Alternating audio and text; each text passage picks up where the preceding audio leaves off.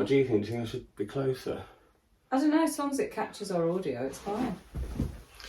Too bit high. It's whether you want people, will people be able to see our facial expression? Oh, do they really want to see that? Well, yeah, because sometimes they're quite funny.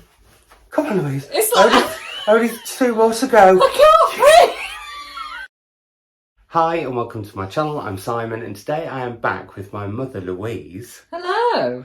And we are doing one of our favourite videos to do, but also a video that we know lots of you really enjoy, and that is whittling the Women's Prize for Fiction long list down to a personal shortlist. So this isn't necessarily what we think might make the list, it's what our preference is. Yeah. Is that fair enough to say? Yeah, that's very fair enough to say. And this could change on any given day. It could. It could. I've actually, considering I was a bit meh about the long list at first, I've actually struggled to get it down to 6. I have too. But really struggled. We haven't talked about the long list, I don't think. No, we've been very good. Well, I mean, even on the channel or anything. So what were your thoughts on the long list? Because people know what my thoughts were. I was just really surprised because there were only 2 that I'd read. There were very few that I'd heard of. So yeah, and that's brilliant. I mean, I love that because it means that we're being exposed to lots of new authors that are new to us. Well, I'm speaking for myself here. No, I was. I'm using the royal we. I was very eager to get going, to be honest, because I love it when things are thrown my way that I'm not expecting. So yeah, it's brilliant. And what we've done, which we've done, I think for the last 2 years, is it? Where we stick post-its on the back of each book and we share what we thought of the book and then whether we would put it on our long list or not. So I guess we get cracking. I will say I am being really frank about this. I think I got into a bit of a bad mood with the prize, which I said I wasn't going to do because it's a prize and it's nothing to do with me. I'm not a judge, blah blah blah. But I did find myself comparing a lot of books to Still Life because it wasn't on the list, which is slightly churlish. But I like to be honest and admit my churlish moments. You certainly started off like that. Yeah, and then I got then I went the other way. And then as I was reading, I realised that was interesting to note. Anyway, we've talked for ages, let's hold up a book. So, first one, how do we do this without showing each other? Just do it really quickly and I can't look. Oh, God. Nearly. She nearly revealed all. So, first up is The Bread the Devil Knead by Lisa Allen-Agostini. Do you remember that when we went to Bath together, I was looking for this everywhere? I do remember. I promptly got it and then didn't read it until now. So this is all about Aletha, who is, or is it Alethea? Can I mention something about this that I think is really interesting? Well, sorry, I'm interrupting you. That's not fair. Now she's got her own channel. Do you see what's happened? What I think is really interesting about her is that she's this really quite, in her sort of career, in the shop she works in, which she manages, doesn't she? She's really in control and she really knows what she's doing and she's ambitious. But underneath it all, she's got this battered body. And I found that... I was going to do a little bit of a synopsis before she went off. Sorry, but I just, for me, that was so... Can I explain what it's clever. about? Yeah, please explain what it's about. But I just, go on. Apparently I'm not allowed to. So, basically what I was going to say was, Alethea works in shop and we get to meet her. We find out that she's having an affair with her boss. She's in an abusive relationship and she coincidentally bumps into her brother, and we go back in time and learn how they met because he's not her brother. Well, I don't want to spoil anything for anyone, but anyway, and then we go forward in time with her, but there's snapshots to this January when she was 5 and he first came into her life. Yeah. And then, as Mum said, there is this thing about her being so controlled on the outside. I also described this in a vlog as she, as a character, has this energy. Yeah. It's not joy, because what she's going through is not joyful, but she constantly just has this energy. And you kind of know... Well, no, I'm not going to say that either. No. Sorry, don't want to spoil. We really want it being quick as well. But it's that whole, it's the way it confronts domestic abuse and violence that is... Because she goes back, you know, she does. And you can't believe she's going back. But also she goes back after, and it's on the blurb, so it's not a spoiler, she witnesses a woman who is killed by her abusive husband, and the police are actually saying to her, because she thinks that she's not giving anything away, but other people have spotted stuff, because they're saying, Alethea, this could be you. So, right, the reveal is it on your shortlist or not? What we do? 1, 2, 3, 4. Yes. Yes. This could be really interesting to see how. Yeah. I was really surprised by this. It was the narrative voice that got me, and I think the writing is absolutely beautiful. Yeah, I think it's brilliant. Yeah. And also, I think there's something that chimed with me where I was like, oh, should I put my yes as well? In the fact that she's turning 40. Maybe, yes. Next we have Salt Lick by Lulu Allison, which is set in a dystopic future. It's got a chorus of cows, and it's about it's a climate change novel. Now, I have to admit here, I have not read masses of this one. I've read a bit, and I won't say any more yet. You've got it upside down, Louise. Sorry, everyone. I'm very excited. I love doing this video. I love talking about these because I don't know what you think.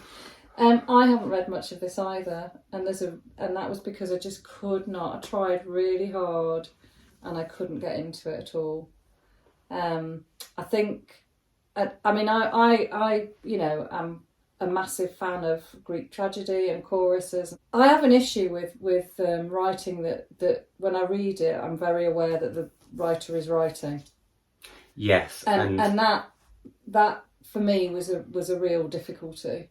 So and also I found that the language is very rich. The descriptions, there's a real effort going into. But the fact you use the word effort, I felt like there was an effort, and I don't want to see a writer. I want it to feel seamless. Yeah. And I did feel like this was an effort. Yeah. I mean, I will go back to it. I want to sort of. Well, if it's on the shortlist, any of the books that are on the shortlist that I haven't finished, I'm going to read in full, because we will do that, because we'll put the shortlist in our order of preference. That's what we do every year. We should have said that at the beginning. Yeah. So that's all I've got to say really at the moment, I'm afraid. My thoughts are, she's good at writing atmosphere and she's really good at setting the scene, but, and it's something that Jane Campbell brought up in her video, there are characters that are brought in for a device, and I know that's the whole point of a character in a book, but you shouldn't be able to see I describe it as the author's kind of puppet strings. I don't want to see that. And I felt like these characters came in and you could see what they were being brought in for. And then, so I think we might be able to guess what our response to this one is. Sadly, it's a no. But I do want to go back to it at some point. Yeah, I also like something like what I liked about the chorus was the poetry element. And yeah, anyway, there we go. Next, Careless, another one that I have not read very much of. Oh, right. But, what do you want to talk about it? Well, yeah, I will. And again, I'm struggling really. We ought to say, actually, that this year we've had to do this very quickly for various reasons. And so this also very different reasons. I've been judging another prize and doing stuff where Mum's husband, my lovely stepdad, decided to saw a finger off. Yeah, so life's been a little bit stressful. But anyway... So it's fine. So normally I would have read all the books cover to cover, unless I found I couldn't get into one. But I haven't been able to do that this time. However, I have read all of this one. But can we also just say this is meant to be fun? Yeah, We're not being paid to do this or anything. We do it because we want to do it. Yeah, of course. Anyway, the young girl in the story has grown up in care, which hence partly the reason for the title. It starts with a really, really dramatic opening. It's very funny as well. She's got there's a rhyme. There's a scene that for me took my breath away. It wasn't what I was expecting at all. So she meets this lad called Boy, who she has her first sort of romantic and sexual experiences with. Everyone said sexual in front of me. And becomes pregnant, and she's only 15, isn't she, or 16? And of course, this is a huge problem because she's living. With a foster family that she's lived with for years and years. So the dynamics I thought were really fascinating, and I do think it's I know the writer has spent a lot of time interviewing people in care, and I think possibly campaigns or works for a charity as well. And obviously working in schools, I understand a lot of the issues in this country surrounding the care system. And so I thought this was quite an important book for that reason. And there's some lovely sort of dimensions to it. A lot of the scenes, are so realistic, I think. A lot of the dialogue is.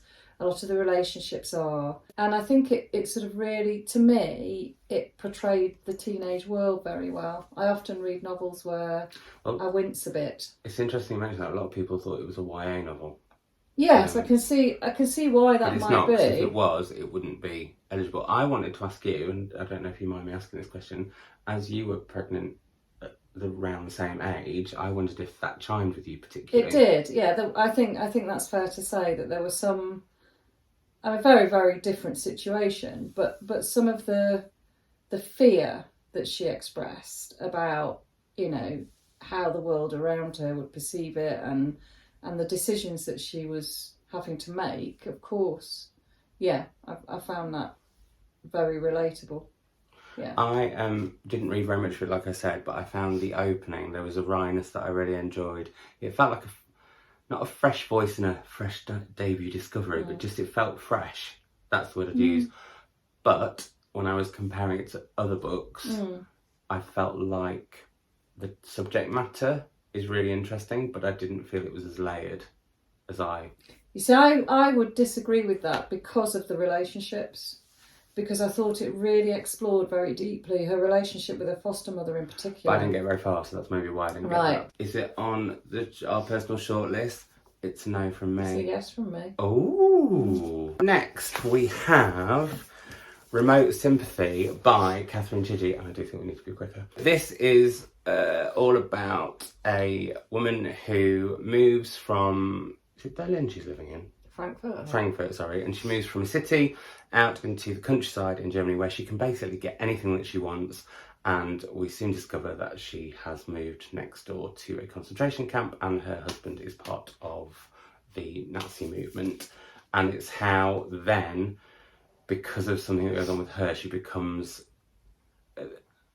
not embroiled, that's not the right word that I want to use. Dependent, yeah, on someone in the camp. Well, it also tells the story of a doctor who is part Jewish.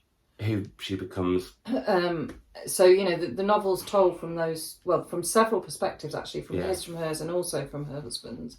They're living in this very grand house with, you know, deer chandeliers, deer antler chandeliers and all that kind of thing. I can't get my words out. And this doctor has invented a machine which may or may not work to cure illness, a certain illness.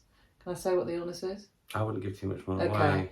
But anyway, I thought this was so clever and moving, this story. The prose is beautiful. It's beautifully written.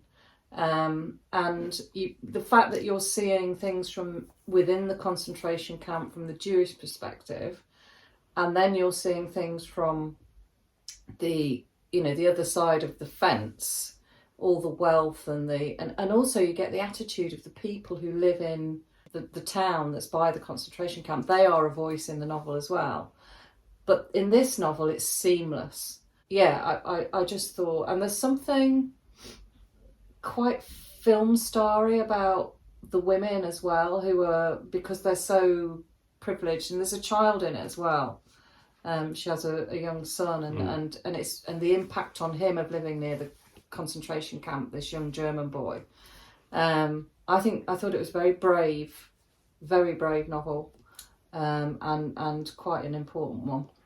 I agree with your sentiment. I don't think it was particularly well written. Don't you? No, I thought it was. It needed a real edit. Oh wow! I found the first part of the book quite impenetrable because the doctor is constantly telling you about what he knows in terms of medicine. I was like, we don't need to know how much he knows.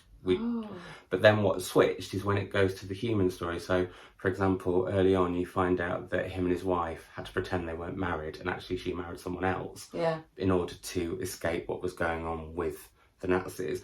Those elements I thought were brilliant, but I found overall it was just too overwritten for me. I think for me, for a big chunky book, I found it exquisite. Isn't that interesting? That is interesting. And I think, historical fiction is probably my favourite genre, which may have something to do with it. And I found the science really interesting. Because I was trying to decide how plausible it was. I should say, and I think I've talked about this before in different vlogs when I've mentioned this book, I don't enjoy World War books, be it World War One or World War Two, and so that instantly is already like probably counted against it for me. I think what was interesting was that she's a New Zealand writer, so I like the fact that it was kind of she's coming from not a She'd place lived of, in Germany, hasn't she? Yeah, but also it's not of. She wasn't being Switzerland. What do I mean? It's not Eurocentric. No, but also she tries to understand everyone's position, which I think is hard to read, but important to read because it's hard to read. However, I genuinely would have cut quite a bit. Oh, right, okay. So in terms of is it on our shortlist, it's a no for me. But it's a yes from me. We're going to be so different. I know, it's great, because often we're not. Right, next. Wow, this is going to be the longest video I've ever done on my channel in my life. So, we have Flamenco. Flamingo by Rachel Elliott, which is really hard to make the synopsis of this simple. You can't. And actually what I had to do was read it, which I did. And I remember when I was doing the video, I was like, what's going on? But basically, we meet Daniel and Ray, who have very different lives in the present. Ray is kind of accidentally becoming quite successful. Daniel has been really successful, but is actually homeless and having a mental breakdown. And we go back in time because Daniel feels there is somebody who can help him, and that's a woman that he knew when he was younger, who was his mother's and his next door neighbour. And it's a family they became very close with, but also there was, I don't think it's a spoiler to say this, a relationship between his mother and this other woman. And I will say I did not like the first 40, 50 pages, but Daniel kept me going. And then out of nowhere, I loved it. And I found it Ali Smithian. She plays with language in this gorgeous way. Yeah, no, it is. But it took at least a quarter of the book to get. I was like, now we're there.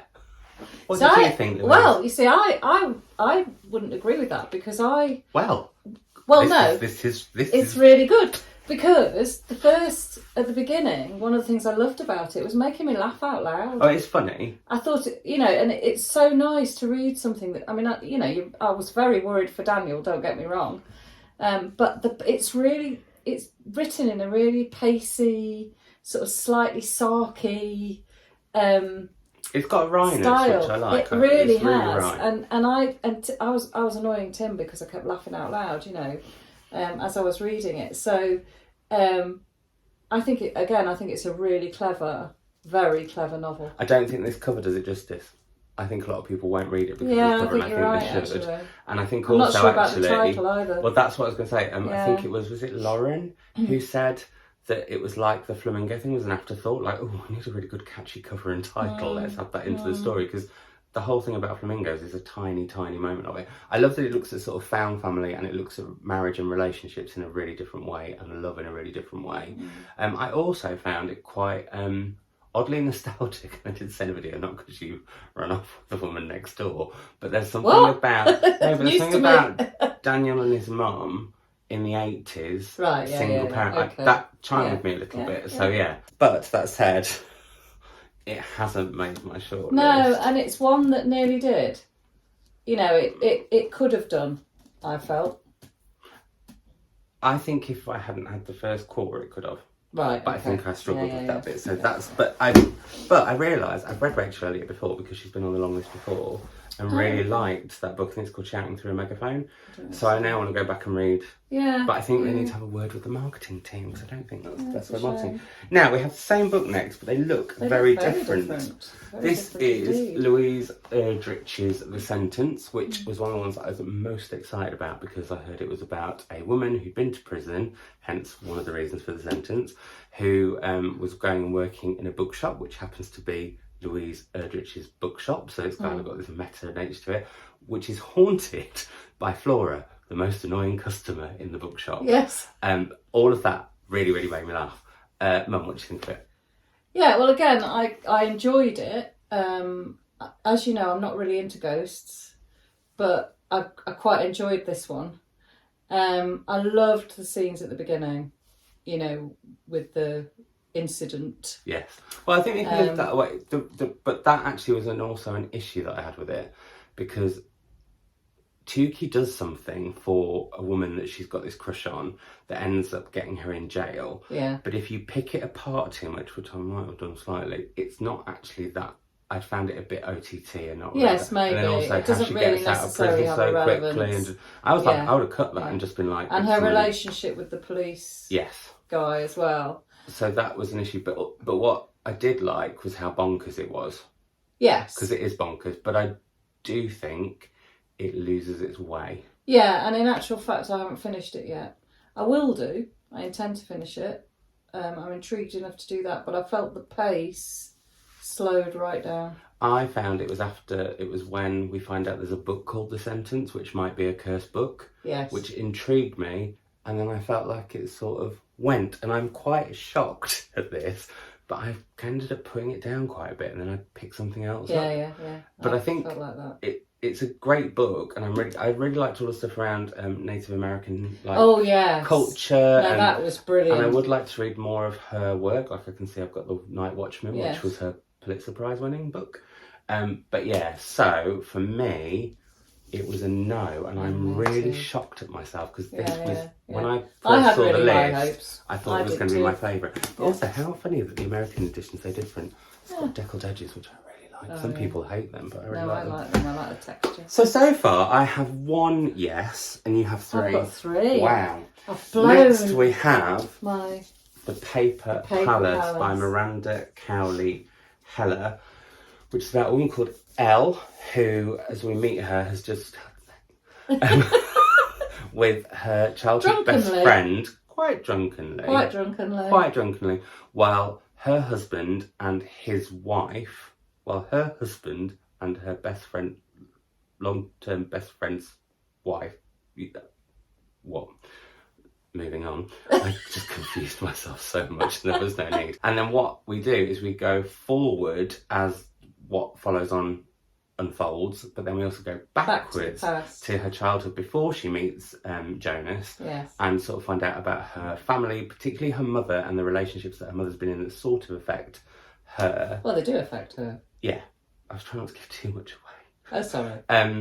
I cannot believe how much I loved this book. I was really surprised at how much I enjoyed it. I love a family saga though, don't you? I loved that whole, again, they're in Cape Cod, aren't they? And it's a place that they've obviously been to many, many, many times before in the past as a family. So you've got all that kind of, the whole sort of familiarity for them with the surroundings. And actually you get drawn into that. So you feel like you've been there as well. And there's this constant theme about water, which I I was found just going to really say, I love interesting. books with lots of swimming in them. Yeah, there was quite a lot of... And also this book, going back to books being good for your physical health, I wanted to take a picture of this, so specifically on Instagram we had to go and do a walk in order to do it. But I was completely... I was a bit worried when we switched narratives, because I enjoyed the first segment so much, but actually I carried on really, really enjoying it. I thought Peter's story was... That's her husband. Yeah. There was a great British matriarch that comes in. Yeah. Mothers are a big theme in this book as well. They are. And actually, I read this before the Bread the Devil Need, and they really talk to each other. It's really interesting. It's mothers, it's trauma, and what I will say that I didn't say about the Bread the Devil Need and this book, there are some very disturbing scenes of child abuse. Which this one is done in a really flippant, shocking way, and in the other book you're leading up to anyway. But yeah, the other thing about this is that I think it's a very realistic portrayal of marriage as well. Yes. I think it's very honest. Yes, and without any spoilers, I know it's caused a lot of debate and contention. I actually really like the ending, so I'm saying nothing more than that. Though, would this make it onto my shortlist? Yes. Oh, I'm so glad actually, because again, this was one that I really struggled to not put it in. If there were 7, this would be my 7, definitely. We're not even halfway, and it's going dark, so we need to get right onto it. Right, Build Your House Around My Body by Violet Kupersmith. Mum, elevator pitch. Love it. What's it about? Yeah, I know. It's a whodunit, I suppose, isn't it? Sort of. It's about 2 Vietnamese women, well, one of them's American Vietnamese, who go missing at different periods in time. And we've kind of, you're left as a mystery to what's gone on with both of them, but you want to find out basically. So in that, it's a page turner in that regard. I didn't find it a patient. I really, really liked the writing, but I ended up giving up on it, not forever, but for now, because sometimes the time is just not. There's these two time you periods, don't know and which sometimes is you which. don't know which is which. Yeah. Which I think is kind of meant to happen, but actually is quite discombobulating, but not in a good way. There's also some bits of horror that I thought were brilliant. There's some when that man's jaw. But that said, I thought the writing was beautiful. Yeah, it's smart. But I think I wasn't in the right headspace for it, so I would be happy if this was on the shortlist. Is it on mine personally? No. No, mine neither. So there we go. I'm being really tough this year. You are. Right. Sorrow and Bliss by Meg Mason, which, not to name drop, but Claudia Winkleman recommended to both of us. No. Yes, she did. Elizabeth Day recommended it to me. Yeah, and then Claudia Winkleman recommended it to both of us. Oh, did she? Oh, I apologise. I've forgotten that. Who's Claudia Winkleman? Who even is she? Anyway, but yes, Elizabeth Day has raved about this as well. Over to you, Mum. Yeah, so I suppose it's a novel that charts the emotional breakdown of a young person. Mum said to me when I was planning on packing this as a holiday read, don't. No, that's right, because it is, you're flung into the depths of depression, and and that's it really, in a sense, isn't there, in terms of plot. Again, it's about how that affects her relationships, how it affects her career, how it affects her absolutely everything. And again, she has Arthur, who is the focus of the novel, has a very interesting relationship with her husband, which I found fascinating. It's a theme in the books, isn't it? Yeah. Now, I found this a novel of two halves, I have to say. I found, you're probably going to be, I don't know if you'll be surprised by this, but the first half of the novel, I really struggled to empathise with her. I think that's the idea. And it probably is, but to the point where I kept putting it down. Oh, that's interesting. And I nearly gave up on it. I'm really glad I didn't, because I think it is a very, very important story. And the second half I thought was fantastic. And without giving too much away, I think it's an important novel because it's all about the importance of diagnosis. And I think that's something that isn't talked about enough. So I've got real mixed feelings about this, because I can see why people are absolutely raving about it. I totally get that. But for me, the first half of the novel was too, as it had to be, introspective. You see, I didn't mind that at all, and I actually quite like not liking someone. Yeah, and also what I like is, it was just something about her. But also what I like is as well, I'm not saying you didn't like it because of this, but what I like is when you get somebody who's going through an awful time who can be a bit awful. I think that needs to be a lot more illustrated. Would it be on your shortlist? Not for me, no. Yes, for me. Yeah, I thought you might. It's a me book. Yeah. Right, so next, we're whizzing through them more now because the light is going. So, The Exhibitionist by Charlotte Mendelson, who is an author that I've read previously and absolutely adored. This is about Lucia, who is married to an odious man who is an artist who's putting on an exhibition. Yeah. She's also an artist, but she's kind of been downtrodden by him for years. Sidelined, I think. Yes. I have to admit, I DNF'd this. I did too. I could not bear her voice. No. Everything ends in a question mark. I didn't care enough at all. It sounds awful, but if you compare it to Alethea, who is so downtrodden and is so... And that's what I mean, she's not joyous, she's got an energy. That lacked for me here. Yeah. And I wanted to love it because I love Almost English. I loved... Is it Daughters of Jerusalem that I read? I don't know, I've not read it. But I've read, and this was what's made me so sad, because she's so brilliant and funny, but this narrator, so it's no. Yeah. And it's a no from me. Well, sorry, Charlotte, because I have really enjoyed the previous books. Then we have Ruth Ozecki's The Book of Form and Emptyness, which is about, now I want to say Benny, but I know that isn't right. Benny. It is Benny. It's about Benny O and his mother, and we meet them just after the tragic death of his father and her husband, and it's how they cope with grief, in essence. His mother starts hoarding things, which I interviewed Ruth Ozecki, and not to drop one in, but I said, did she start collecting belongings because she'd lost her sense of belonging? Ruth Ozecki was like, I didn't even see it like that. When you do an interview and that's the sort of thing that happens, that's when you know you've done a good job. Yeah. But also it's about how Benny starts to hear voices in inanimate objects and ends up going to the library because books are quieter, but starts to meet a lot of other people who are sort of on the edge of society. But we also follow him as he goes through a very difficult time. I thought this book was brilliant. I think it's a bit long, and I sometimes think it can be a bit, not preachy, that's not the word I want to use. Again, I haven't finished it yet, but I will. I loved the idea of Benny. I loved the idea of the voices. I think it tackles grief, which is something that as a society we don't talk about enough.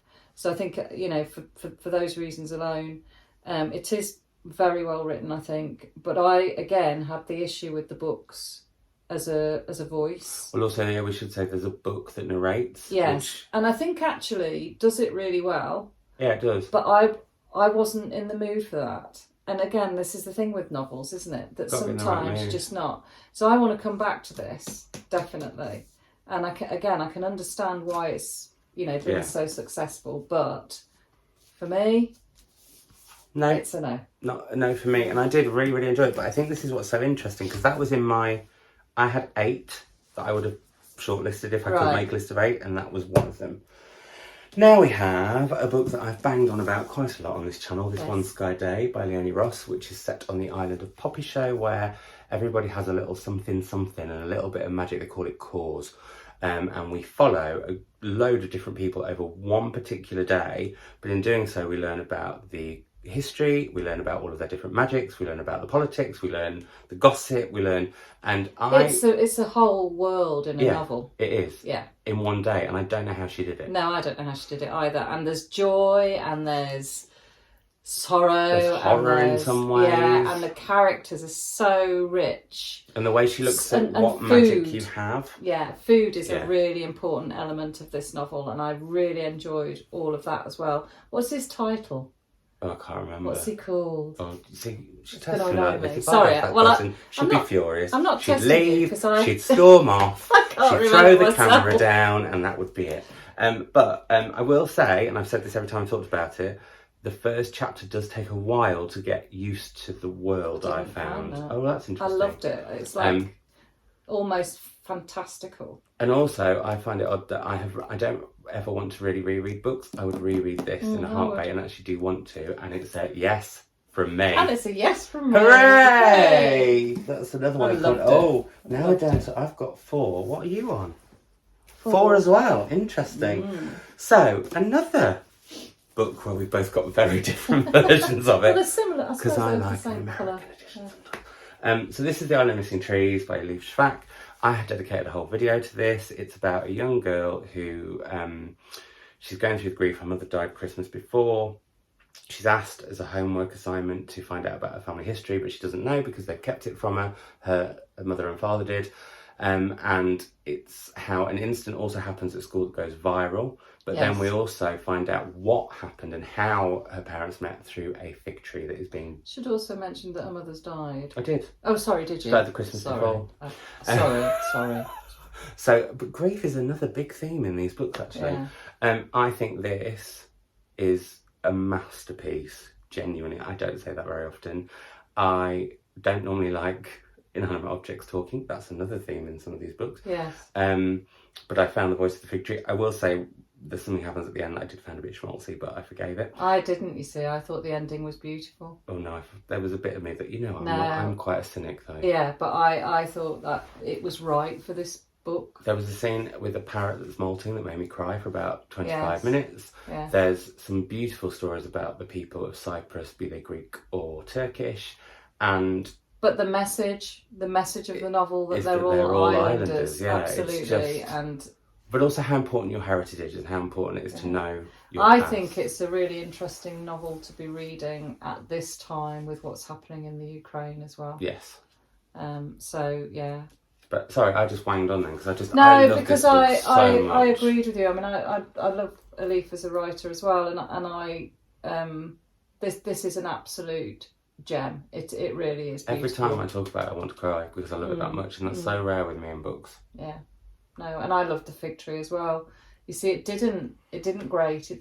No, not at all. It blended in No. seamlessly with everything else that was going on. And also And the I way loved she's writing about nature. The bar Yes. with the two guys. You get the menu. And the well. Oh, yeah, well, let's not talk about that. But also, I loved all the nature writing in it. I think it's a very clever novel in the fact that it really shows you the importance of trees and how, look at what we're holding is dead tree. It's things like that. And also that we share, is it 95% of the same DNA as trees? I don't know. Just all these random things that you discover, just phenomenal. So it's a yes from me. And a yes from me. Hooray! Hooray. Right, we've got it's getting really dull. I know. I'm glad we're all bright colours. The So we have Great Circle, which I have not finished, and the reason I haven't finished this, I talked about this previously, is I started it, was really enjoying it, but there's so many stories within stories and chapters that when I was reading it was before Christmas when Omicron arrived, right? And I was having to reschedule loads of stuff, and it just was not the right time. Oh, I'm sorry, that's me. This is about I can't remember the name. Martha. It's another Martha. I think it's Martha.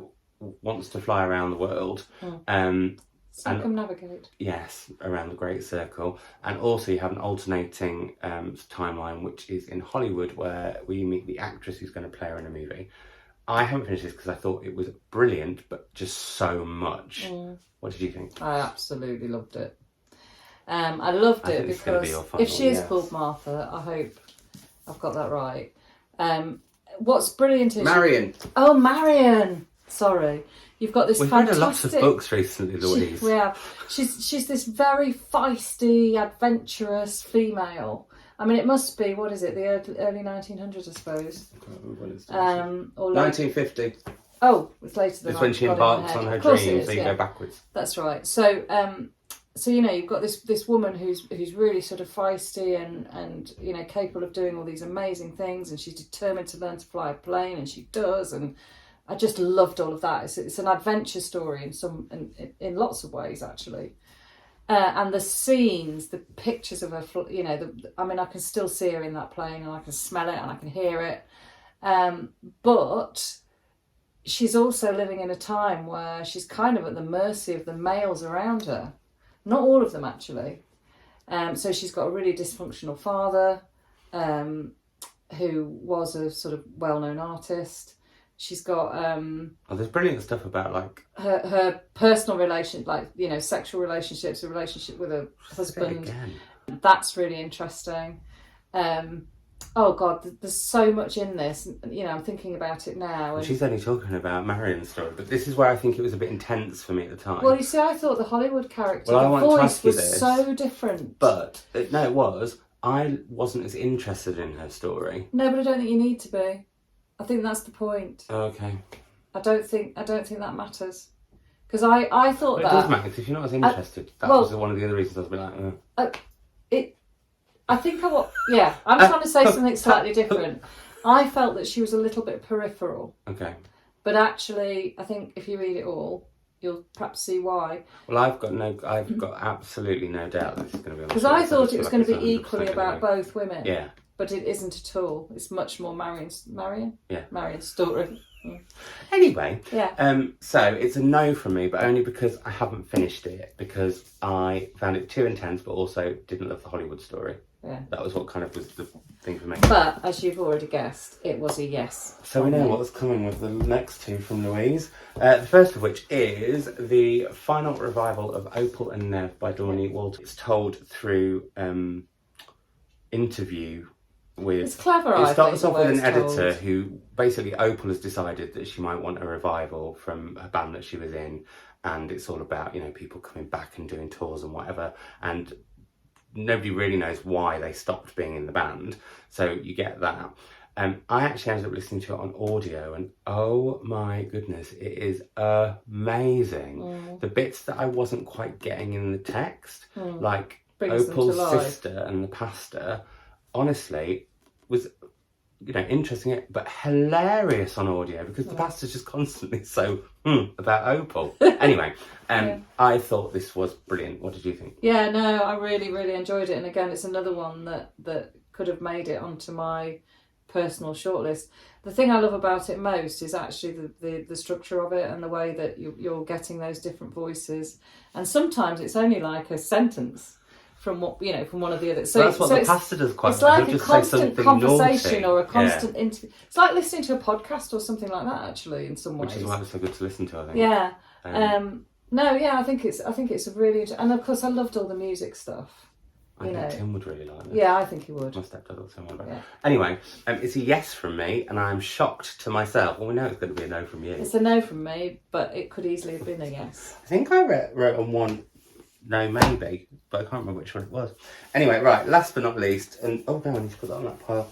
You can guess what the response from both of us is on this one. Yeah. However, I have a reason for this, in the fact that this is the one I've read the least of, but I actually think when it comes close, because I should say we're recording this over 2 weeks before the shortlist isn't out, so I'm going to probably carry on with this one. I think this could be a favourite if I read more of it. It's very... I also haven't finished it yet and want to finish it. It starts off being about a taxi driver who has ghosts in her See, that's car. another thing for me, it's ghosts. But what I've heard about it is it brings in mythology and it brings in loads of stories that goes on. So that's what intrigues me about it. And I feel a bit like I've put maybe yes. This is the one. But I love the idea of the car. Yes, I've just given away totally what it was. She goes to get this car from a junkyard, doesn't she? And she can't even drive, but she can drive the car. Like I do like that whole. It's sort of got a magical realism feel to it, I would say. So I'm really looking forward to reading this in full. I've got a sneaky feeling this could be on the shortlist, I've just got my suspicion. The reason that we're doing it so early this year is because we're off on holiday separately yet together, because we meet. Mum goes before, we meet for a week, and then Mum goes back and we stay. Very exciting. And we couldn't physically but also all I think the books. I was at a point where I was at a bit of prize burnout because it was so intense this year compared to... I feel like the last 2 years it's been much more leisurely. Yeah, this year's been a bit like... Well, I think because of COVID it was spread out longer. They moved the long list, didn't they? Oh, they did actually, yeah. So maybe that's what it is. I think that's anyway, so if in future women's prize you could just... I do think there should be longer time with all of the prizes, between longlist and shortlist. Yeah, I think the international book is like 4 weeks. I don't know why that is. Because the longlist should get its own Perhaps big it's celebration. Keeping the judges. Maybe, I don't know.